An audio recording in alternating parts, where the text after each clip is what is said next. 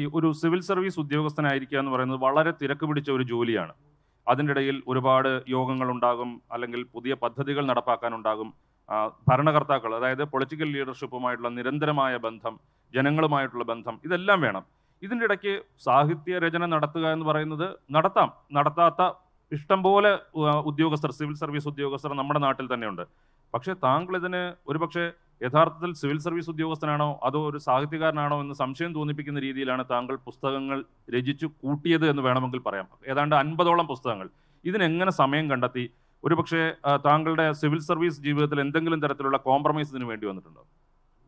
ആ ചോദ്യത്തിൻ്റെ ഉത്തരം, ഗ്രന്ഥരചനയ്ക്ക് എങ്ങനെ സമയം കണ്ടെത്തി, അതിൻ്റെ ഉത്തരം എനിക്ക് തന്നത് മാതൃഭൂമിയുടെ ഒരു കാലത്ത് ചീഫ് എഡിറ്ററായിരുന്ന NV കൃഷ്ണവാര്യർ സാറാണ്. ഞാൻ കൊല്ലത്ത് കളക്ടറായിരിക്കെ അദ്ദേഹം വന്ന് കൊല്ലത്തെ ചില പ്രസിദ്ധീകരണങ്ങളുടെ എഡിറ്ററായിരുന്നു. പല യോഗങ്ങളിലും ഞങ്ങൾ ഒന്നിച്ച് പോകാറുണ്ട്. ഒരിക്കൽ ഏതോ ഒരു യോഗം കഴിഞ്ഞ് തിരികെ കാറിൽ വന്നപ്പോൾ കൃഷ്ണവാര്യർ സാർ എന്നോട് ചോദിച്ചു, കളക്ടർ നന്നായി പ്രസംഗിക്കുന്നുണ്ടല്ലോ, എന്താ എഴുതാത്തത്?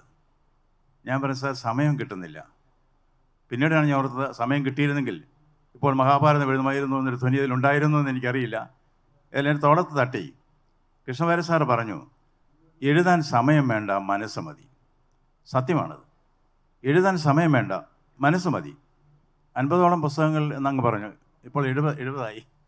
അതെങ്ങനെ എഴുതി എന്നെനിക്കും അറിയില്ല. അത് സമയം വേണ്ട, മനസ്സുണ്ടെങ്കിൽ അത് നടക്കും. ഈ poetry is A spontaneous overflow of powerful feelings എന്ന് വേർഡ്സ്വർത്ത് പറഞ്ഞിട്ടുണ്ട്. അത് ശരിയാണ്. ഞാൻ ഡിക്റ്റേഷൻ കൊടുത്താണ് എഴുതിക്കുന്നത്. അത് എഴുതി അച്ചടിച്ച് കാണുമ്പോൾ, അല്ല ടൈപ്പ് ചെയ്ത് കാണുമ്പോൾ, ഇത് ഞാൻ തന്നെ എഴുതിയതാണോ എന്ന് എനിക്ക് തന്നെ സംശയം തോന്നാറുണ്ട്. എനിക്ക് തോന്നുന്നു സർഗവാസന അത് ദൈവം തരുന്ന ഒന്നാണ്. That is heaven born. ആരും ഉണ്ടാക്കിയെടുക്കുന്നതല്ല. എങ്ങനെ എഴുതുന്നു? കവിതകൾ എഴുതാൻ തുടങ്ങി. എനിക്ക് കവിത എഴുതാൻ കഴിയുമെന്ന് ഒരിക്കലും തോന്നിയിരുന്നില്ല. ഒരിക്കൽ ശ്രീ മാലി മാധവൻ നായർ അദ്ദേഹം എന്നോട് പറഞ്ഞു, ബോസ് എന്താ കവിത എഴുതാത്തത്? ഞാൻ പറഞ്ഞു, സാർ കവിത എഴുതാൻ എനിക്കറിയില്ല. അങ്ങനെയല്ല, എല്ലാം എഴുതി നോക്കണം. കവിത എഴുതണം, നാടകം എഴുതണം, കഥ എഴുതണം, നോവൽ എഴുതണം. അപ്പോഴേ നമുക്ക് മനസ്സിലാവുള്ളൂ നമ്മൾ എവിടെ നിൽക്കുന്നുവെന്ന്. ഇത് അദ്ദേഹത്തിൻ്റെ ഒരു പ്രസ്താവമായി മാത്രം എൻ്റെ മനസ്സിൽ കിടന്നു. അന്ന് വെളുപ്പിന് 3 മണിക്ക് ഞാൻ ചാടി എഴുന്നേറ്റ് എന്തൊക്കെ എഴുതി കൂട്ടി. അത് കവിതയായിരുന്നു. ഇതെങ്ങനെ സംഭവിക്കുന്നതെന്ന് എനിക്കറിയില്ല.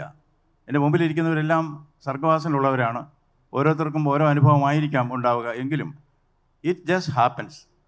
ഈ നൈക്കിയുടെ അഡ്വർടൈസ്മെൻറ്റ് പോലെ ജസ്റ്റ് ഡു ഇറ്റ്. അല്ല, അതിന് പ്രത്യേകമായ തയ്യാറെടുപ്പോ അല്ലെങ്കിൽ പരിശീലനമൊന്നുമില്ല. അതങ്ങ് സംഭവിക്കുന്നു.